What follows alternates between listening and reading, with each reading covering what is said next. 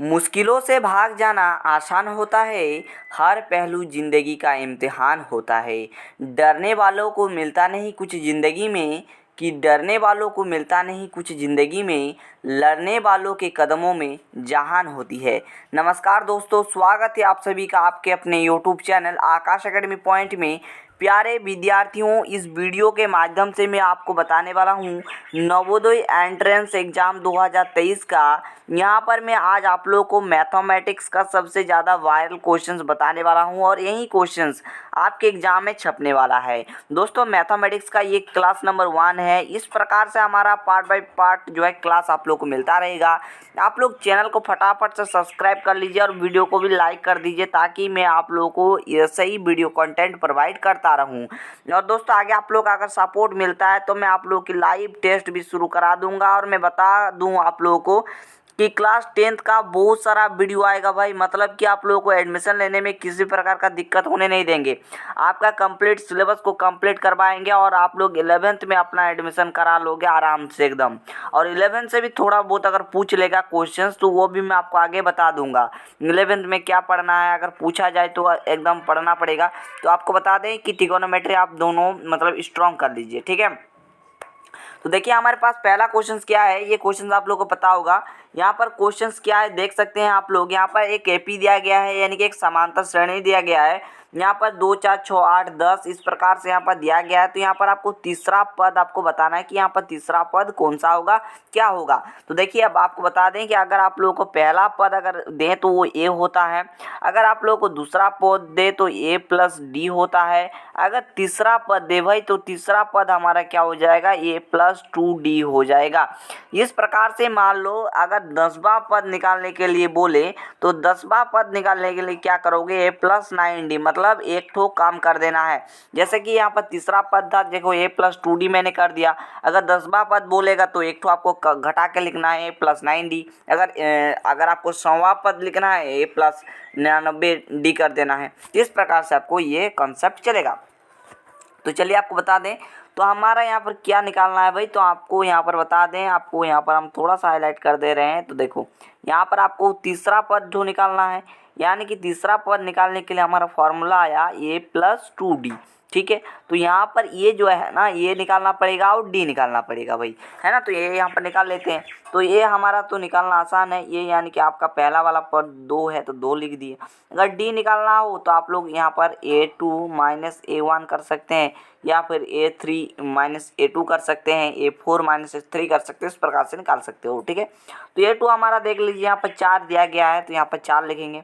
और a1 हमको देखेंगे तो 2 दिया गया है तो 2 लिखेंगे। तो घटा के आपका कितना आएगा, 2 आएगा।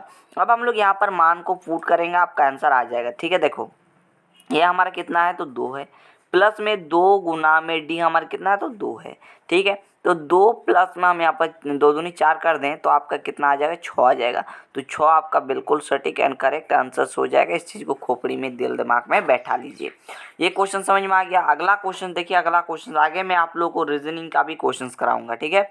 अगला क्वेश्चन है, यहाँ पर एक एपी दिया गया है, एक सीरीज दिया गया है। तो यहाँ पर आपको सार्वंतर डी निकालना है, ठीक है। सार्वंतर यानी कि डी निकालना है, ठीक है।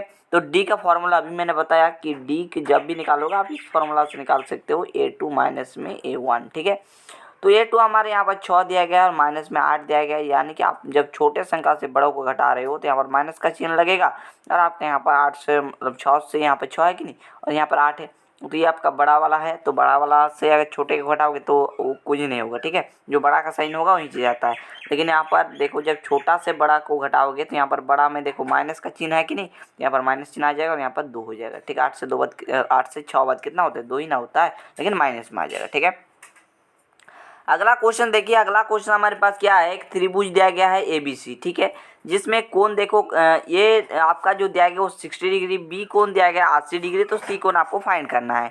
तो चलिए एक त्रिभुज बनाते हैं और इसके माध्यम से हम लोग डिटेल में समझते हैं, ताकि आप लोगों को किसी भी प्रकार का दिक्कत का सामना ना करना पड़े। तो देखो बाबू, ये मान लो हमारा ए है, ये मान लो हमारा बी है और ये हमारा सी है। तो ये कोण, ये वाला जो कोण है ना, ये हम आपका कितना डिग्री दिया हुआ है तो 60 डिग्री दिया हुआ है, ठीक है। और ये वाला अगर कोण की बात करें तो ये 80 डिग्री दिया हुआ है। और आपको बोल रहा है कि सर ये वाला कोण आपको क्या करना है भाई, फाइंड करना है, ठीक है। ये वाला कोण आपको फाइंड करना है। तो काफ़ी इंपॉर्टेंट क्वेश्चन, चलिए बना के दिखा देते हैं। तो त्रिभुज के छोटे से कंसेप्ट तो आपको पता होगा कि एंगल ए प्लस में एंगल बी यानी कि तीनों कोनों का योगफल कितना होता है भाई, एंगल सी इक्वल टू आपका कितना होता है 180 डिग्री होता है, यानी कि त्रिभुज के तीनों कोनों का योगफल 180 डिग्री होता है। तो यहाँ पर कोण जो ए है ये आपका कितना डिग्री है, तो ये 60 डिग्री है, ठीक है। प्लस में आपका कोण बी आपका कितना है, तो ये 80 डिग्री है ना। और आपकी बात करें सी की, तो सी आपको निकालना है और ये आपका 180 डिग्री मैंने लिख दिया, है ना। तो इन दोनों को जोड़ोगे अगर आप, तो आपके पास कितना आएगा पता है, तो आपके पास आ जाएगा, देखो यहाँ पर 80 है और यहाँ पर 60 है, ठीक है। तो देखो आपके यहाँ पर 140 जोड़ोगे तो 140 आ जाएगा और प्लस में आपका यहाँ पर एंगल सी इक्वल टू आपका 180 डिग्री के इक्वल हो जाएगा, है ना। बात खोपड़ी में घुस गया। आप देखो एंगल सी बराबर अगर करें तो यहाँ पर 180 जैसा वैसा करेंगे और जब हम लोग बराबर की साइड में इसको ले जाएंगे तो ये माइनस में बदल जाएगा, है ना। इसके पीछे देखो प्लस का चिन्ह है और इधर जाएगा माइनस हो जाएगा। तो एंगल सी बराबर जो हमारा आएगा कितना डिग्री आ जाएगा, 40 डिग्री आ जाएगा, ठीक है। तो अगर क्वेश्चन समझ में आ गया तो फटाफट कमेंट करो भाई कि सर जी क्वेश्चन एकदम हलवा हो गया, एकदम मक्खन हो गया। तो आपका ऑप्शन नंबर यहाँ पर ये सटीक उत्तर होगा, ठीक है। आगे बढ़िए। अगला क्वेश्चन है कि सभी वृत्त क्या होता है, तो सभी वृत्त दोस्तों समरूप होता है। इस चीज़ को खोपड़ी में घुसा लीजिए। समरूप मतलब क्या भाई, देखो ये हमारा एक वृत्त है कुछ इस प्रकार से बड़का वाला और एक हमारा छोटा वाला, ठीक है। तो दोनों क्या है, दोनों अगर देखेंगे तो दोनों वृत्त ही ना है, दोनों तो सर्कल ही है ना। तो साइज से लेना देना नहीं है इन लोगों को, ठीक है। अगर ये भी वृत्त है तो ये भी वृत्त है, ठीक है। तो दोनों सेम है इसलिए समरूप हो गया, ठीक है। अगला क्वेश्चन प्रायिकता से है, क्या है कि एक पासा फेंकने पर तीन पाने की क्या होगा, प्रायिकता निकालना है। देखो पासा मतलब लूडो का गोटी होता है, ठीक है। इसमें क्या क्या संख्या होता है, 1 होता है, 2 होता है, 3 होता है, 4 होता है, 5 होता है और 6 होता है, ठीक है। ये हमारा संख्या होता है। इस चीज़ को खोपड़ी में बैठा लीजिए, ठीक है। अब देखो हो सके तो 1 एक बार आएगा, हो सके तो 2 एक बार आएगा, हो सके तो 3 एक बार आएगा, ठीक है। हो सके तो 4 एक बार आएगा, हो सके तो 5 एक बार आएगा एंड 6 भी एक बार आएगा, ठीक है। तो यहाँ पर एक एक करके आपको समझने में एकदम मौका मिलेगा। देखो ये हमारा 3 आने की प्रायिकता, देखो 3 कई बार आएगा। जो हमारा पासा का है ना, जो लूडो का गुटी है, इससे आप लोग फेंकेंगे तो 3 अगर देखेंगे तो वो एक बार ही लिखा हुआ है वहाँ पर 3, ठीक है। तो अगर 3 आया तो वो एक बार ही आएगा, है ना। तो यहाँ पर आप लोग पता होगा कि प्रायिकता पीई, ठीक है, पीई, ठीक है। ये जो होता है जो आपका टोटल होता है उसे हम लोग नीचे लिखते हैं। तो लूडो की गुटी में टोटल संख्या कितना होगा, 6 हो गया, है ना। गिन लीजिए 1 2 3 4 5 6, ठीक है। तो यहाँ पर नीचे हमारा 100 आ गया। और किसके लिए निकालना है, यहाँ पर देखो 3 आने की प्रायिकता, तो 3 के बार आएगा, एक बार आएगा, यानी कि 1/6 आपका राइट आंसर हो गया। ऑप्शन नंबर आपका बी आपका सटीक उत्तर हो गया, है ना। अगला क्वेश्चन देखिए क्या है कि पीई है और पीई नहीं, मतलब इसे आप लोग अगर देखें, मैं थोड़ा सा इधर लिख रहा हूँ, ठीक है, ध्यान से सुनिएगा कि देखो एक तो होता है पीई, ठीक है, पीई, और एक तो होता है क्या पीई बार, ठीक है। बात दोनों प्रकार से समझ लीजिए, ठीक है। इक्वल टू कितना होता है ये चीज़ आप लोगों से पूछा गया है, ठीक है।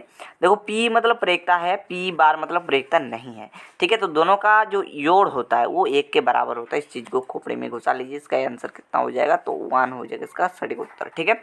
अगला क्वेश्चन देखिए हमारे पास अगला क्वेश्चन क्या है, तो ये काफ़ी इंपॉर्टेंट है। 125 का अभाज्य गुणन के गुणनफलों के रूप में लिखना है।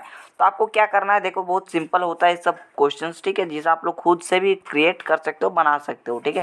तो देखो 125 है, इसको सबसे पहले देखिए हम 5 से भगा चला देते हैं। तो यहाँ पर देखो कितने बार में जाएगा, ध्यान से देखो। मैंने भागा चला दिया है, देखो यहाँ पर 5 दूनी 10 किया, तो यहाँ पर 2 इधर गया, तो 5 5 25 मतलब 25 आ गया। और इसको भी 5 से चला दें तो 5 5 25 हो जाएगा और 5 एकम 5 हो जाएगा, ठीक है। तो इसे अभाज्य गुणनखंड के रूप में लिखना है। तो इसे हम लोग क्या कर रहे हैं, देखो कितना आ गया, 5 गुना में 5 गुना में 5। तो इस प्रकार से लिख सकते हो, या फिर आप इसे चाहे तो 5 का क्यूब भी लिख सकते हो, ठीक है। इस प्रकार से जो भी है लिख सकते हो। तो ये हमारा आंसर हो गया। तो कैसा लगा वीडियो आप लोग कमेंट सेक्शन में कमेंट करिए। और आपको ऐसे ही वीडियो पाने के लिए चैनल को सब्सक्राइब कर दीजिएगा, क्योंकि आगे भी हम ऐसे ही कंटेंट आप लोग के लिए प्रोवाइड करने वाले हैं। और देखिए आप लोगों का करीबन ये वीडियो 9-10 मिनट के करीब हो गया है। और बता दें कि आप लोगों को डेली इस चैनल पर जो है वीडियो मिलेगा, तो सब्सक्राइब कर दीजिए। और वीडियो को अभी तक लाइक नहीं किया तो लाइक कर देना।